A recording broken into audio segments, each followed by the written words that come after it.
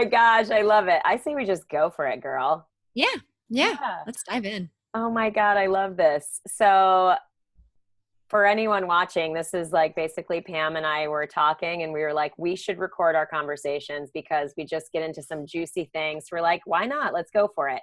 By the way, this, I don't know which place you are, whether you're next Sometimes to it me switches. here.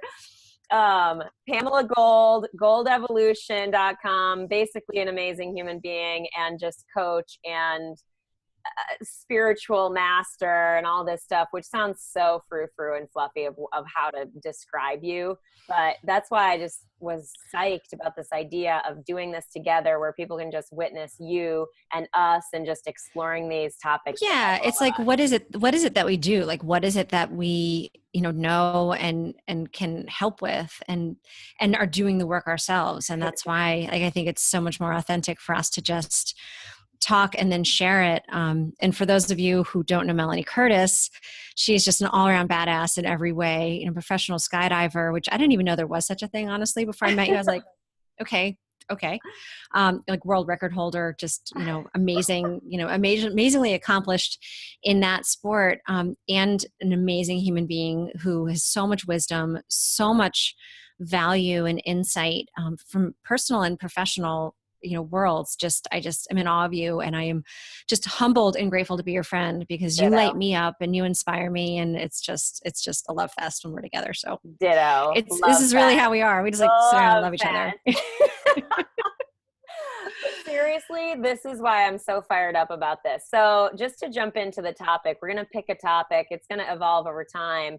But today we said, why not talk about meditation? Because Pam is super experienced with meditation, has a lot to say about it. And I'm more the person who has tried meditation a bunch of times, a bunch of different ways, believes there's something positive there, and still has this experience of like, kind of not meshing with meditation as a practice. So we were like, let's just talk about that and see what comes up, because I would guess there's a lot of people in my camp where they're like, God, everyone keeps talking about meditation and what is it?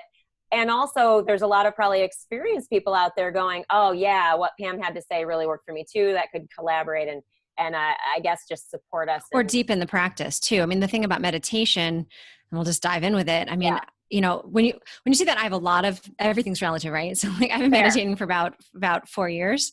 Tried to meditate before that. I hated meditation when I first tried it.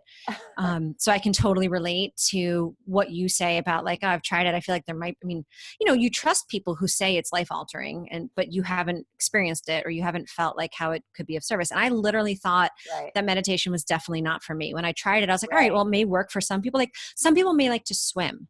I'm not a swimmer, right? Like swimming is not my thing. Right. And I'm like, well, swimming can be great for some people, but it's like not my thing. And I thought that was how meditation was going to be, that like, oh, meditation is good for some people, but it's like just not going to be my thing. So I was there and that was a huge, huge shift for me. But before we even go into that, it's like, what's your experience with meditation? Yeah, great question. It's funny. I used to be like, oh no, meditation, forget that. Like, no. I was very resistant to it at first. Where I'm at now with it is that I'm in this very patient practice / commitment to the practice. And I say practice with major bunny ears around it because I do not meditate every day. It's more this non-judgmental openness around it, even though it hasn't served me a ton. But I've tried like apps that lead me, which I like because it quiets my mind. I've tried the sitting still and whatever. I've tried there was a Tony Robbins thing that he said one time, which I really liked, which was a lot of like breathing to sort of oxygenate you and then sitting and thinking gratitude. And there was a whole like directed process, but I did it once I learned it. So it wasn't like I was listening. So anyway, long story short, they've all served me. I can't say that I have had any enlightened experiences or anything like that from meditation. Although I will say that it does help me when I find myself in anxiety, that I can maybe lay down, even just set my timer and just be like, I feel like that's more taking kind of a nap even though I'm not sleeping. Well, it's different. I mean, So that's it. so That's a couple things. Well, like first of all, I was so surprised because we've known each other for like a year now, maybe Yeah. not quite, but Oh my God. because we had our first get to know you conversation. I know, first get to know you conversation, and I was so shocked that you didn't meditate or didn't have a regular meditation practice because you are so mindful.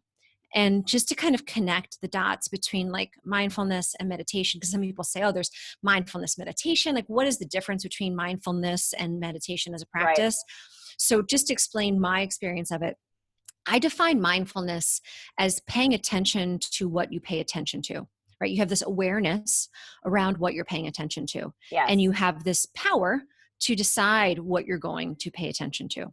Yes. And to me, that's how I define mindfulness, that we can be mindful around our emotions. We can be mindful around our thoughts. We can be mindful around our choices, mindful around our relationships. But it's that power of attention and control. And most of us as human beings are on autopilot where we're kind of being dragged around. Like, you know, you picture a little person walking a big dog and a big dog is like pulling the little person. That's how most of us are around our mind, that we're not even aware most of the time of like where it's going, what we're paying attention to, and that we have the power to choose what we pay attention to and choose what we believe in terms of our thoughts. And to me, that's mindfulness. And you are a freaking ninja at that. Like, I love, like, but you're so mindful and you're so skillful around that. Definitely. And I will take that. Thank you. Yeah, you Thank are. you. I mean, and that's one of the reasons why you're so freaking awesome, because you have that skill, and that skill is like superhuman. And that's it's also life. Practice. Yeah, well, exactly. It's skill, earned. right? It's a skill. I was not wired this way. You probably weren't wired this way. Like, it was practice, practice, practice.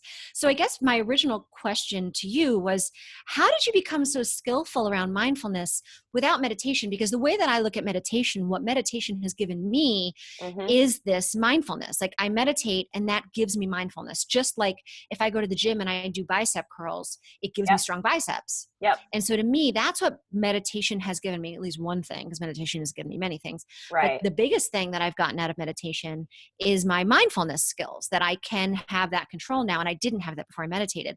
So I was curious, like, how did you get that if you didn't I'll tell you. Yeah, I'll tell you the answer. Question for you first is, are you talking about like your meditation and mindfulness in terms of your physical body?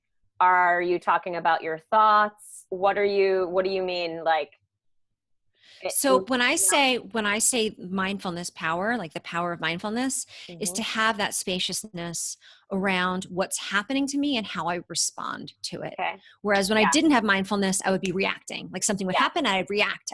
And I didn't necessarily feel like a lot of control around how I reacted. Like, I'd get angry and then I would be angry and speak in an angry way and be a bitch or whatever. Like it was, that happened. So then that happened. Yep. Whereas mindfulness has given me this power of like a buffer of, this happens. I'm aware that I'm feeling a certain way. Then I can kind of shift, figure out the best way to handle it, and then handle it with skill, as opposed to just not handling it skillfully. Yeah. Okay. So the question, it totally relates. It's interesting because my approach in general, and this is sort of where my coaching and even my book, it's all sort of designed around, and I'm not trying to plug my stuff. It just happens. No, but it's important because some of my people don't know you. And well, meaning it's just the work. It's going to be in the work is all the thing.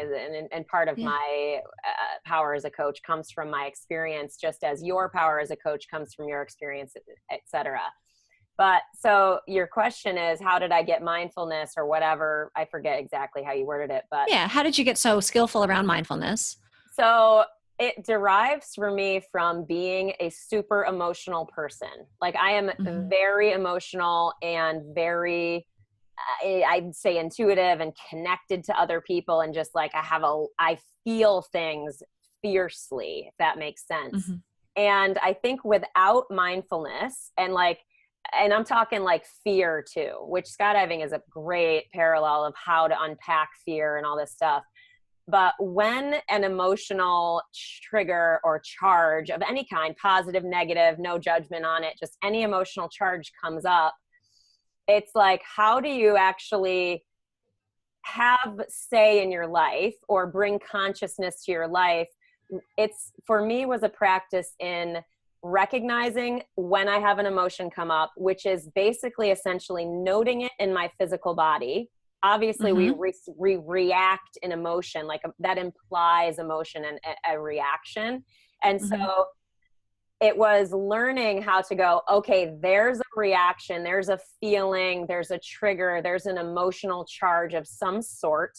And then doing the work to step away, like to detach myself from that experience, to even be in the experience, but then to almost be outside of myself and go, all right, what am I thinking? Going back to mindset. So for me, it's a lot around the thoughts that derive and drive the emotional charges, such that if we have one, a thought or a fear that isn't serving us, but's unconscious, stepping outside of the emotion to that practice of what am I thinking here in words to that's making me feel this way or fear this or whatever, or be inspired in this way, right? That's the practice that I've taken in terms and then you can question it. You can be like, well, is this true? Is this of service? Correct. And right. Is this what I actually am aligned with? So that it expands into the choosing of core values and being able to consciously choose and then design actions around core values. So again, this is not something instantly achievable theoretically. It is, at least for me, has been a long-term practice. So it's a lot about identifying the thoughts and then going from there. Cool. I mean, everything that you say is exactly like my process as well. Just the funny thing is that I didn't really have that much power around it. Or maybe like I definitely started that. I was a huge mindset person and, power of positive thought and making good choices and being really, skillful around my thoughts and that kind of thing. But like in the moment of like being angry, like when something would happen and I'd be triggered. Yeah. Until meditation, I didn't have the power to have the awareness around it, have the spaciousness around it. It was like one of the analogies. Oh, there's kind of like a thing I can use. One of the analogies I use, it's like if you imagine there was like if I had a little rubber ball and I dropped it, it would just bounce right up because there's no water in here. Right. But if there was water in here and I dropped the ball in it, it would hit the water and then it would kind of like slowly float down and not bounce up. And that was kind of like what happened when I started meditating. When I started meditating, it gave me this like buffer. Yeah. And it was weird because at first when it happened, I was like, this is weird because I would have this inner dialogue, almost like the same thing that you're saying that you practice. Yeah. I got that from meditating. It's not the only thing I got from meditating, but I got that from meditating. Yeah. And it was like fast. It was like all of a sudden like, whoa, that was weird because this happened last week and I flew off the handle and I didn't have the insight that it doesn't have nothing to do with this current moment. It's actually some other stuff. And I wasn't gracious. Yeah. But meditation is what gave me that spaciousness inside myself to be able to look at it from a bunch of different angles and not just immediately feel the need to react to it. I think a lot of, because think about it, like, if hearing what you're saying, I'm like, okay, well, how does that actually go in? Or is that a part of what I've done? Is it a part of it? Like the skill. And I say in skills all the time because I genuinely believe everyone can cultivate the skills to deal with their emotions, to manage their thoughts, to choose consciously, all that shit. So good shit. Good shit. That's a good shit. It's a good shit. It's how you make the life that you want, not a life that is just like unfolding out of control, like with a mess, right? Yeah. Like, and you look back, you're like, what the hell happened? Like, why did this go so wrong? Right. And driven by unconscious fears that are derived from childhood or experiences that we've had that are traumas or whatever. So or ignorance Yeah, exactly. Lack of experience, all of it. The period of stepping back away from the emotion, I think like the recognition of something in my physical body, the ability or practice or piece of the bigger practice, the skill of being able to recognize my physical body and be connected to that is a big part. I think like that almost, I think, has to precede the mindset stuff, because when we're clouded with emotion, it's like, how does it manifest in your body? Like for me, it's tightness of the chest. My head gets like tense. It's like a weird feeling in my head.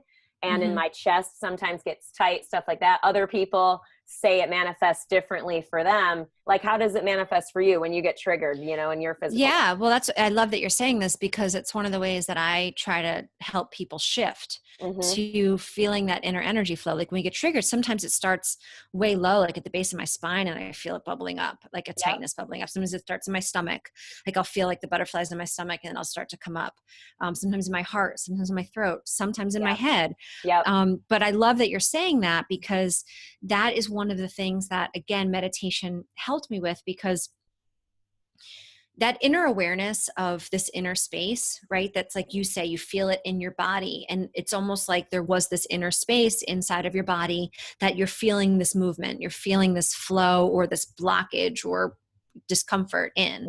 And that's kind of like, through meditation, that inner space has opened up and been kind of refined in a much more intense, subtle way. So I feel like maybe in the beginning, like you can only, you know, like when it's really loud out, you can't hear soft sounds, but then if it gets quiet, you can hear soft sounds with like great detail. It's a great mindfulness activity. Like if you go in a room, like what different sounds? Oh, I can hear the street. I can hear the hum of the fan. And you can hear the subtle sounds if you start to kind of relax and allow yourself to do that. And meditation kind of allowed me to do that in my body, where I started to be much more tuned into that flow of energy or discomfort. Like when I get triggered, and it starts to bubble up. And part of my practice now is whenever I get triggered, whenever it starts to bubble up, recognize how my mind immediately wants to push it back down and like not allow whatever the discomfort is. Like if it used to be like my fear of being late. I don't know if I ever told you the story that I was always terrified of being late, and it would bubble up. And then I would go into like hyper, like, oh, I can't be late. I'm going to run. The train's going to come. I'm going to get there. And the whole time I'm like in this hyper, like amped out, you know, horrible place of rushing and being stressed. And instead now it starts to bubble up, and I like allow whatever the fear is to like fully bubble up. Like, well, maybe I will be late.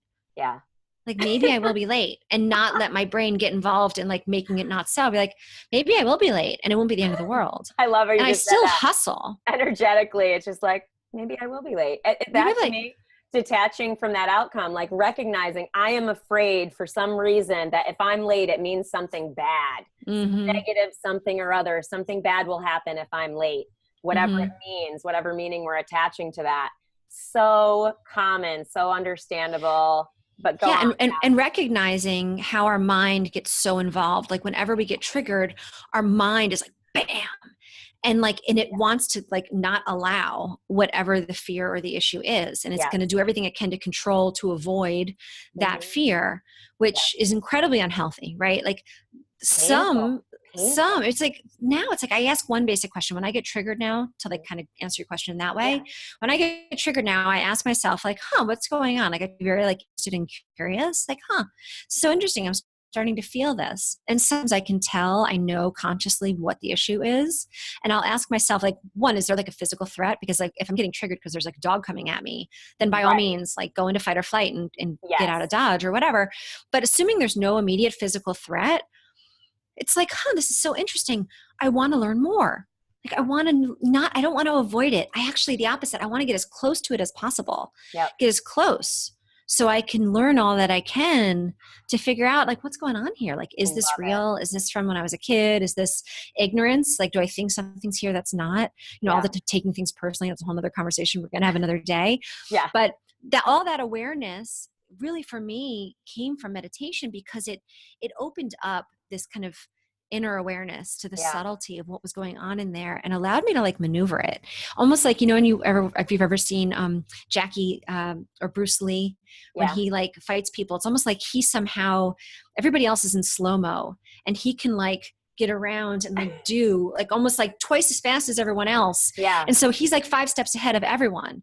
And like, that's what meditation has kind of created for me, that feeling of like, I have all this extra time and space to look at all my issues from all these different angles, and then handle them with grace, instead of being like flustered and like, on the back, being thrown around by it.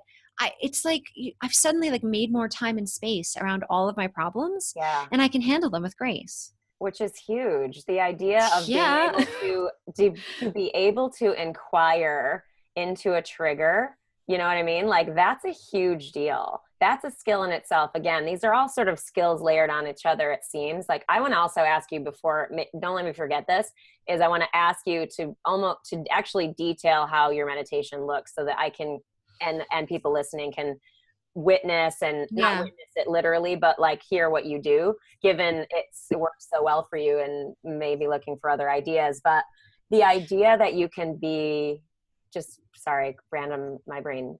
No, it's good. We're going to bounce around. That's how we are. Excited ways. This idea that I've said it, like putting on the investigator hat. Like when the trigger comes up, when we don't know, it's that inquiry of being like, well, what is it? Like leaning into the fear. Like, I love how you just said that, how like, oh no, I don't want to like push it down or keep it or stay away from it. I actually want to like get close to it and really ask about it and genuinely inquire. It's cool. There's a very lovingness about that. Yeah. Respecting was a thing too. I used to fear. I don't know if I told you this, another fun thing. Like I used to fear. Totally normal. But I didn't know I did it. I didn't know I was doing it. And so I'd start to feel afraid, and then I would be afraid that I was afraid. And then it's like, oh, you're fucked, right? Like, shit. Oh my God. Yes. But so switching to respecting the fear, right? Yeah. Appreciating the fear. Fear is always telling us something important. Yes. Ooh, restart now. No, I'm not going to restart now. Fear is always telling me something important. So I respect that. I appreciate that. Yeah. And then I make friends with it. I'm like, well, thank you so much for stopping by. Thank you for coming. What is it that you're bringing me? Yes. And like, how can I make the most of it? And if it's not of service, I get as much information as possible. Yeah. And then I make the best call for me. Because all of you know, all the magic happens out of our comfort zone, right? So we're going to have to face all of that discomfort if we want to grow. And so we have to learn how to skillfully navigate fear, which is probably a whole nother conversation. Definitely. But meditation is what unlocked that for me. I mean, I wasn't like a total mess before meditation, but like, I wasn't at all the way I did, didn't have the awareness that I have now. Right. Tell me what you do. Like, tell me what you do. Like, for people watching, they can go, okay, what does Pam actually do? Because that sounds good. What she has, I dig her energy. I like her vibe. She's chill. Everything she's saying, I'm resonating with. Maybe I'll try her method. What is your method? Yeah. So my practice kind of was twofold. I originally learned to meditate at Ishta Yoga from someone named Alan Finger. And Alan Finger actually has meditations on Spotify. So you can just go and listen to his meditations. Okay. And that's how I meditated for the first like 2 years, maybe 2.5 years. And that was great. And that's what got me the things that you and I so far, the stuff that you and I so far have talked about came from this first level of practice. Cool. It was great. I mean, it was life-changing and like great. But then 2.5 years ago, I started practicing something called Kriya Yoga. Okay. And my teacher, Don Abrams, he has basically, he learned from his teacher, Hari Nanda. Hari Nanda learned from Sri Kishore and Yogananda. And there's this whole lineage that is pretty cool and powerful if you know much about yoga. But there's specific techniques that are passed down that are incredibly powerful. So one of the analogies, it's like when you meditate, you want to go as deep as possible, as often as possible. Because like when you meditate, if you listen to someone guiding you and you're like, thinking about loving kindness and forgiveness, and I have a meditation actually that's for free on my website that's kind of like that. It's just kind of a guided meditation. You don't go that deep. You're kind of staying on the surface of things. Okay. Ishta, you start going deep. And when I say deep, it's like in Ishta, one of the, there's a Hamsa or Saham meditation where you're kind of like, visualizing your spine and light traveling up and down your spine as you meditate. Right. And so that's one of the ones that you can hear that Alan Finger has on Spotify. Awesome. And so you're kind of going deep within your body to a more kind of subtle, energetic place of who you are. And you're kind of like connecting with this deeper part of you that is kind of the witness of all that you are. So the witness of your thoughts, the witness of your feelings, the witness of your body, the witness of your five senses. Yep. Like who are you that is witnessing all of that? Got it. And the deeper you get into what that is and experiencing the subtlety of who you really are, because we're not our bodies. Like, I don't, that's a major epiphany that a lot of people haven't, and it's fine. Like wherever we are is totally fine. But at some point you start to realize like, there's like 3 trillion cells that make up our body. Like there is no way that like, that's what I am. That doesn't make any sense. Like, that doesn't make any sense. There's like, trillions of cells, other organisms that are making this body work, that are making my brain work. Right. Like I can't, it just doesn't make sense that that's what I am, like, because I can connect to something deeper than that. So when I meditate, I'm going as deep as possible. So the Kriya techniques, one of my analogies is like, if you were going to go to the beach and you wanted to dig a tunnel through the sand, you could dig a tunnel with like a plastic spoon. You could dig a tunnel with a plastic thing. You could dig a tunnel with a shovel. You could dig a tunnel with like a huge freaking, heavy machinery, blasting through, right?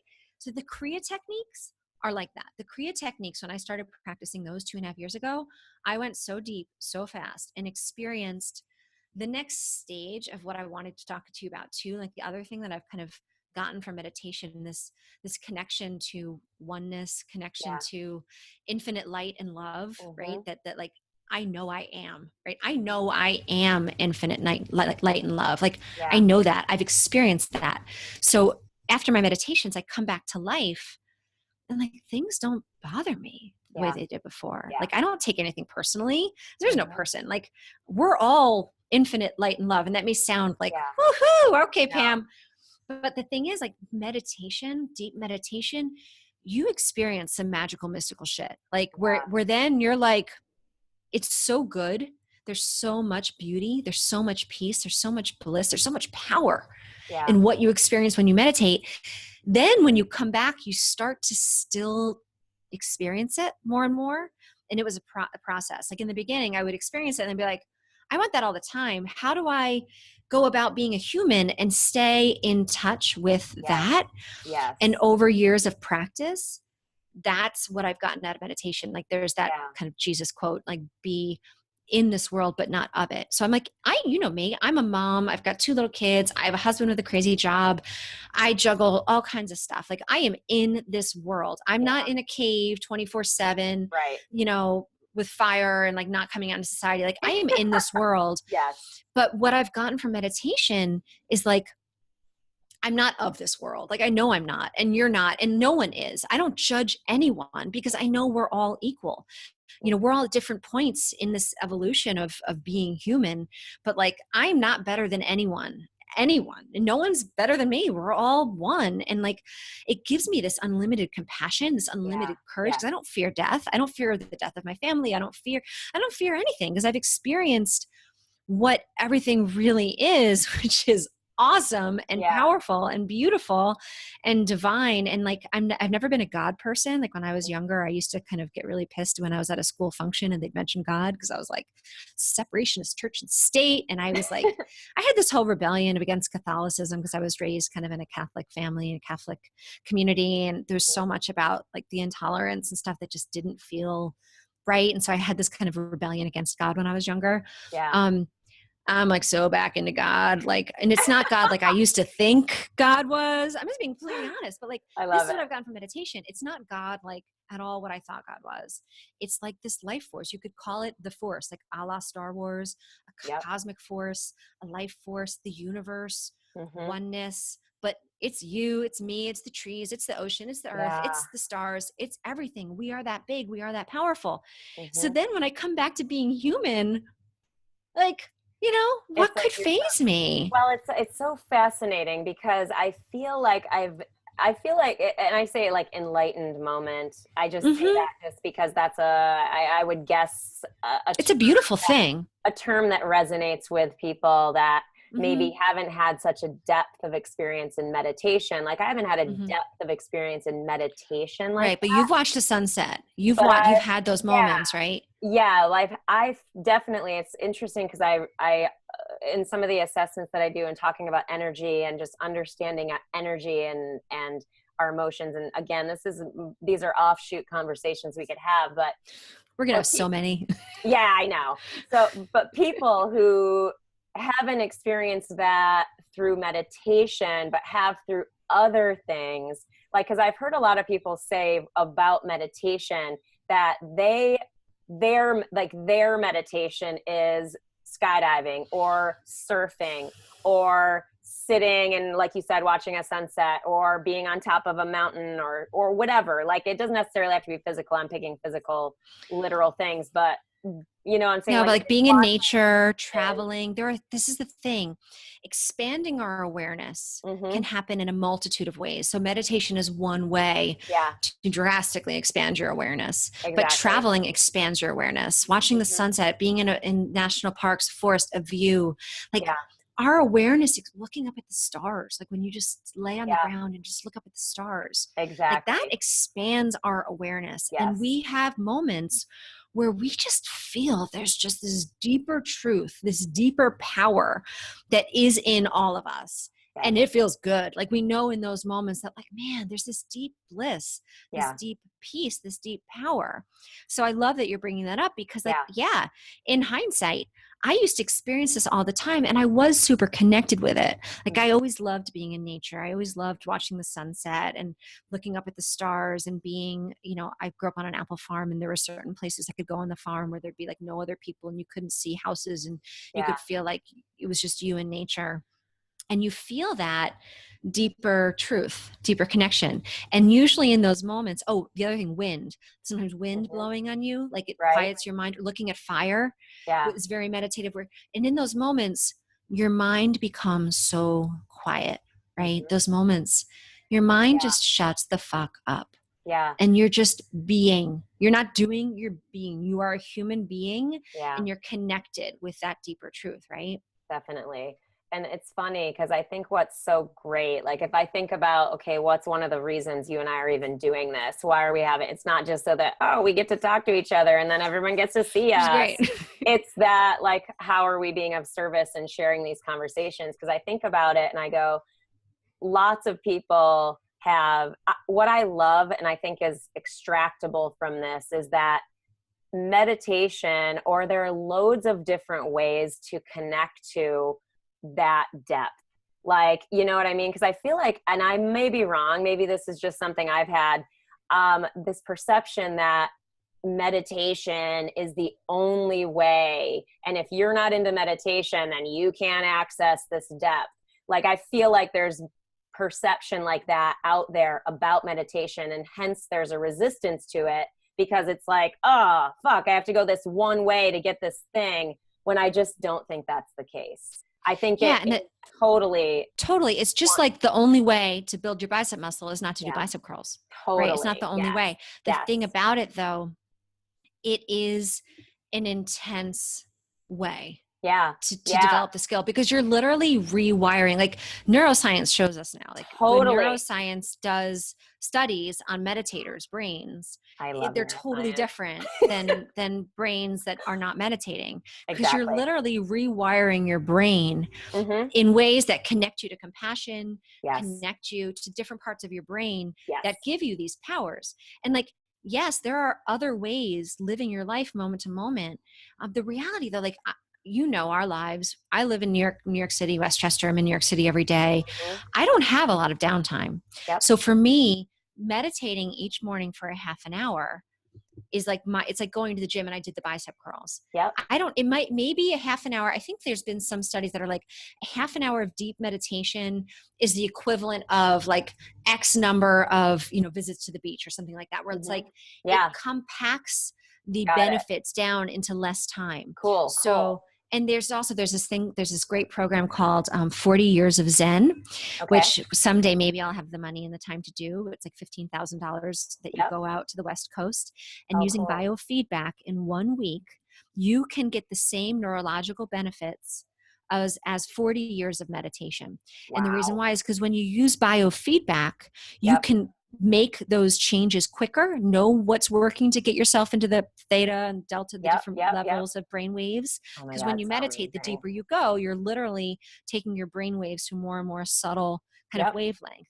And using biofeedback, you can learn to do that quicker than if you're doing it without any guide at all. Yeah. And same thing, like being out in nature for like a 2-hour hike, you do get that relaxation and rest. Yeah. And so maybe a half an hour of meditation, deep meditation, is equal to 2 hours walk in the forest. Like, who knows? Yeah. I would be out of my ass. No, but I know. Like, yeah, I get it though. Getting ourselves into that relaxed state. Because it's literally like, again, there's this subtle thing that's happening because our brain waves are actually relaxing. So like normally we're focused on the world, and the world is very dense. So it's like, right? That's like our interaction moment to moment. Yep. When we go out into nature, it's more like ba, ba, ba, Yep. ba, ba. Yeah. And so we're coming to this like slower wavelength of experiencing life. Mm-hmm. And again, like that subtlety allows us to sense, connect with the quieter underlying kind of foundational truths that are there. And that's what's happening with meditation. So you can do that. You can do that with your partner. Like, do that with your partner, you know, that to like be like, you know what, I'm gonna just, you know, like if you just touch each other gently instead of touching each other hard and fast, how good it feels to touch gently. It's the same kind of thing. Yeah. I love the idea of the distinction between that, because that's the thing, is that like, it is neuroplasticity. That's, oh my God, I feel like we should another week put links with this one and stuff, but like that there are multiple ways to access this, and there are some that are more efficient than others, and that's all. Like that's the thing too, is like, again, it's not even about any judgment. And this is not a contest at all. It's not like, oh, you know, person X is more enlightened and person Y is less, therefore one's better. It's not like that at all. I have such deep, the other thing that has come out of my meditation, I have such deep respect, acceptance, love for everyone, no matter where they are. And I really do believe that we're all forming some beautiful tapestry together. And so like accepting exactly where we are is key. And the other thing I really want to say about meditation, because I think it's important, I used to think, and I know a lot of people think, that meditation is about quieting your mind. And it's actually like, that is a side effect eventually that comes. But meditation is actually about controlling your attention. And so the first stage of meditation is just being able to pick something, anything, and keep your attention there.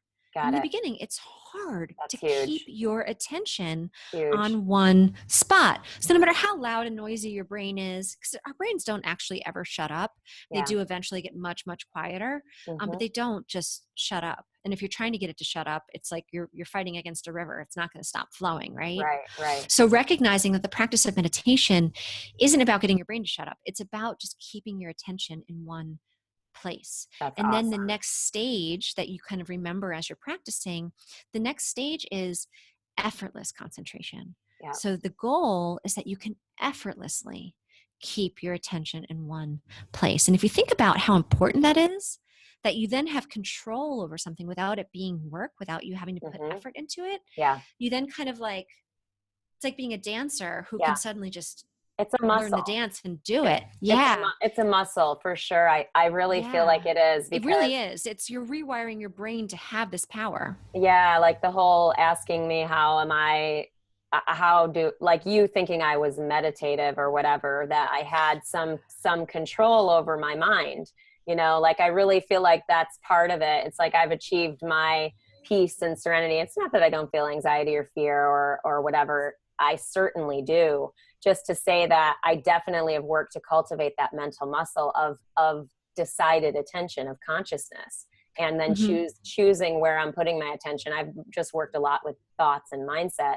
So interesting. Like, it's just so, what's fascinating to me too, is that there's still, even in this conversation, as inspiring as this is, I still am like, oh, I don't want to do that. Well, it's out of your comfort zone, but let's, this is so important, right? Because I know you know this, and I was the same way. I was the same way. It's like, don't make me sit still. Like, don't make me sit still. I've got things to do. I've got things to create. I've got so much to give. I want to be going. I want to be doing. Don't make me sit still. And it's not comfortable. It's out of my comfort zone. Which we both know how important it is to embrace things that are out of our comfort zone. And in fact, do something just because it's out of your comfort zone, right? Challenge yourself. Is this out of your comfort zone? then get good Yeah. at it. I mean, that's how I did not like yoga. The first bunch of times I did yoga, I wanted to kill myself. Forget about meditation, but just yoga, just going to yoga class. I only have an hour without my kids. Right. I'm trying to get back into shape. I want to be punching, kicking, jumping, sweating. Don't ask me to hold a pose that it doesn't even seem like it's doing anything for, 6 breaths before I get to move. Like, it was hell. And then I had a friend who made me, or kind of guilted me into coming. She had a private person coming to her house who got me, at least, so it was a little bit out of my comfort zone. So at least I knew the basic poses. So it wasn't like it's uncomfortable and I don't know what I'm doing. Like, I could at least know, okay, this is downward dog. This is upward dog. This is warrior 1, warrior 2, like the basics. Yep. So I was able to then go to a class. This took months. I was able to then go to a class, and then the first class that I went to, that was like a real class as opposed to the one at the gym where it was like not a real class. But the first class, the teacher, Allie Kramer, read from Jack Kornfield's book, Path with Heart.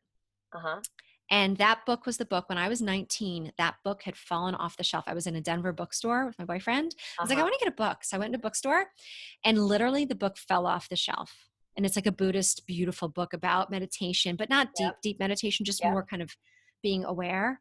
And she read out of that book and I was like, all right, fine. I'll come to class. Fine. I'll come to class. I'll commit that I'll come to this class for 3 months, twice a week. I'll come.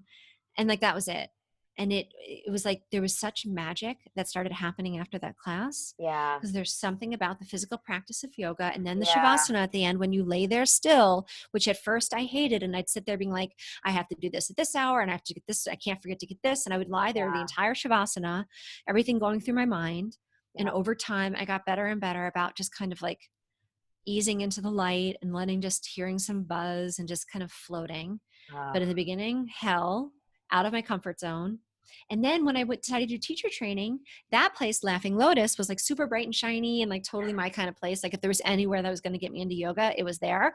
But then Ishta was a much more kind of quiet, foundational, like just nuts and bolts, like, but there was a depth to the practice there and the teaching and the respect to form, and it just felt different. And again, not in my comfort zone, but I felt called to do my teacher training there instead of Laughing Lotus, because I felt like even though that wasn't my natural path, it was the right one. It wasn't the easiest one or the brightest and shiniest, but I felt like that was right. And it was like, there's no question that it was. I think there's a thing when we release resistance to something, and it's not to say that we have to, like, just because we recognize resistance that we don't have to. It's just, gosh, there's so much. I mean, I don't want to talk too long. I want to make sure we keep these relatively consumable for people. Yeah, you and I could. Oh my God. But I just think that's super cool to hear that, because again, it's like what I'm hearing when I hear you describe how you got into yoga and your resistance to it, it's that subtle persistence. Like, it's for real. That's how I feel about meditation. Like, I feel like I'm on a path with meditation.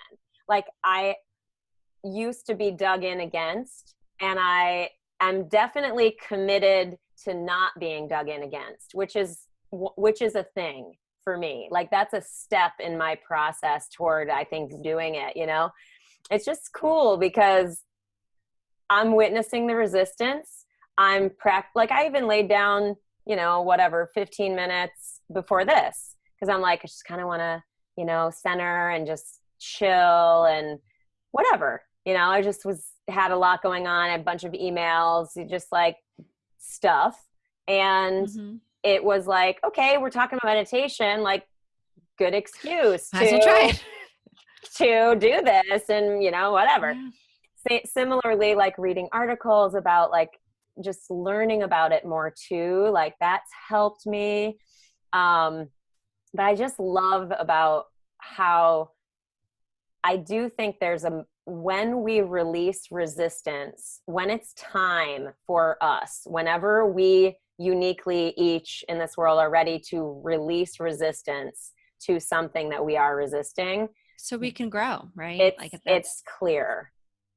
Because that comfort zone stuff, we get out of our comfort zone and that's where we grow. And we will when we're ready, and there's no guilt or shame, or it is what it is. And I have such deep trust that when the time is right, it will be sparked and you will start to do it more. Or, sometimes like kind of a joke, like this lifetime, next lifetime.